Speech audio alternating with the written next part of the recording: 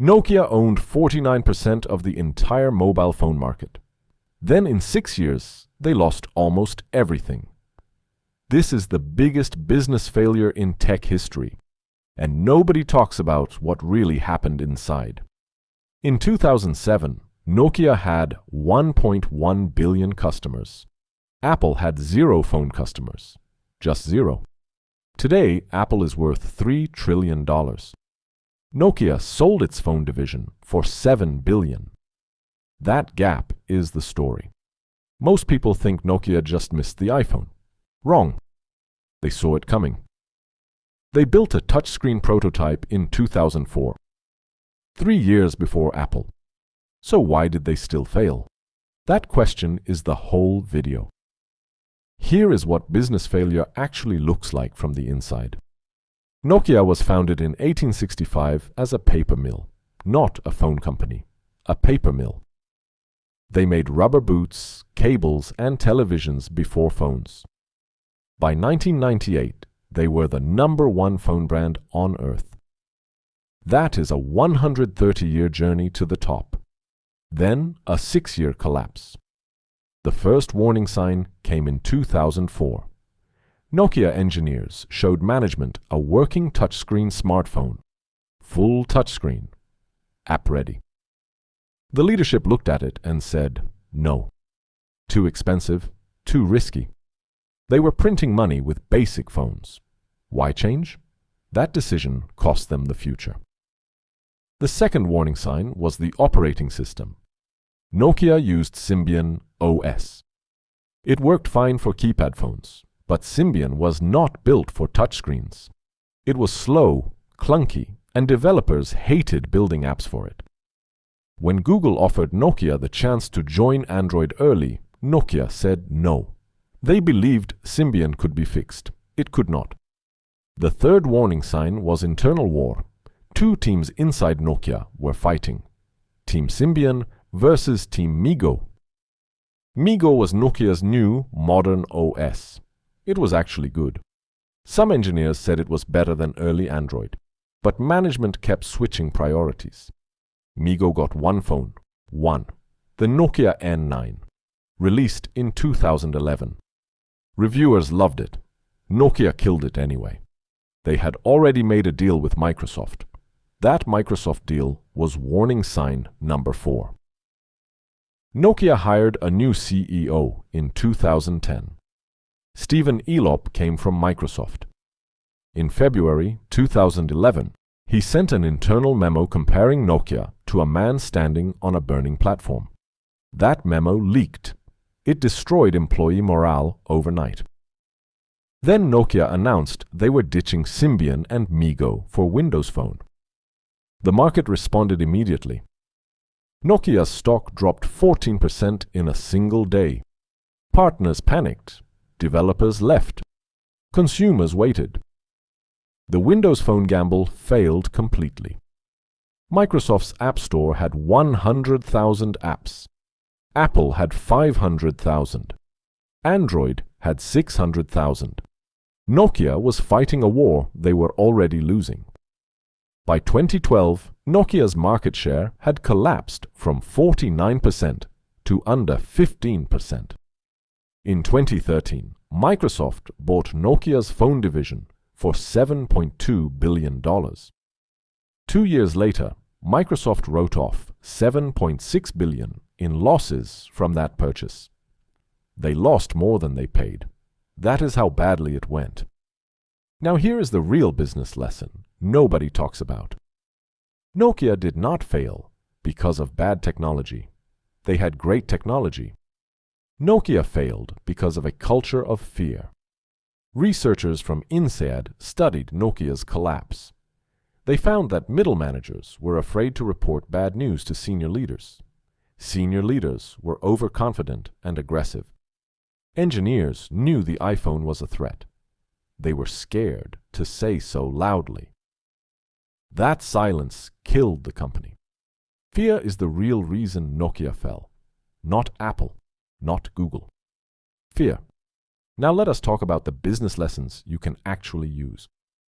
Lesson 1. Your current success is your biggest danger. Nokia was too profitable to change. When you are winning, that is exactly when you must prepare for disruption. Lesson 2. Culture beats strategy every time. Nokia had this strategy. They had the technology. They had the engineers. But the culture silenced the people who could have saved them. Lesson 3. Platform decisions are permanent. Choosing Symbian over Android was not just a product decision. It was a death sentence written slowly. When you pick your platform, pick carefully. Lesson 4. Speed matters more than perfection. Apple shipped a phone with no copy-paste, no MMS, no third-party apps. Nokia was waiting to ship perfection. The imperfect product that ships wins every time. Lesson 5.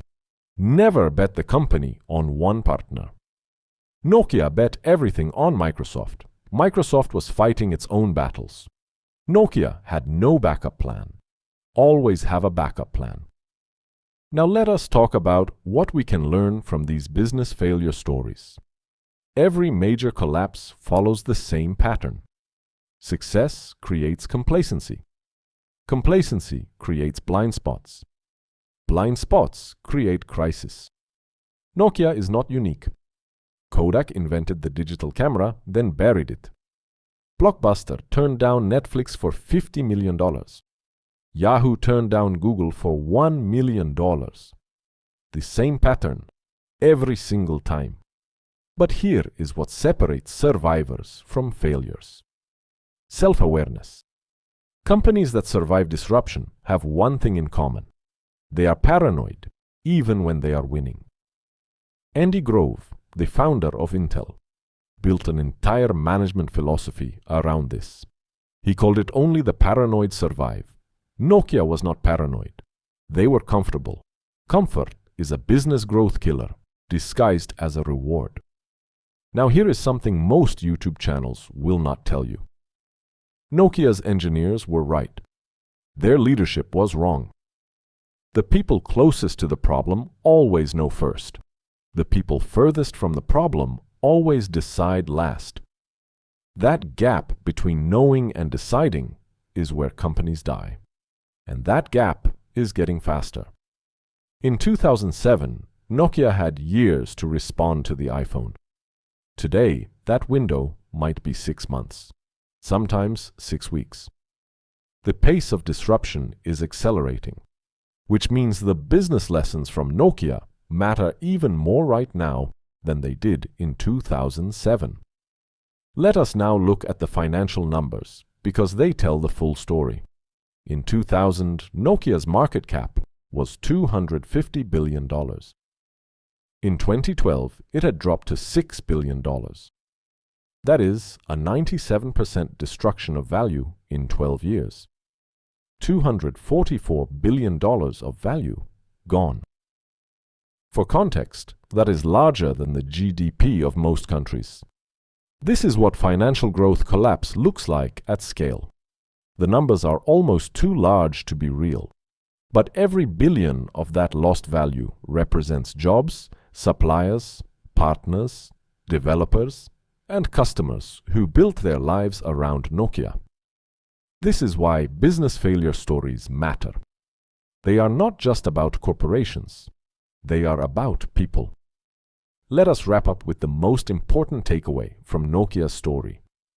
The biggest threat to any business is not the competitor you can see. It is the assumption you refuse to question.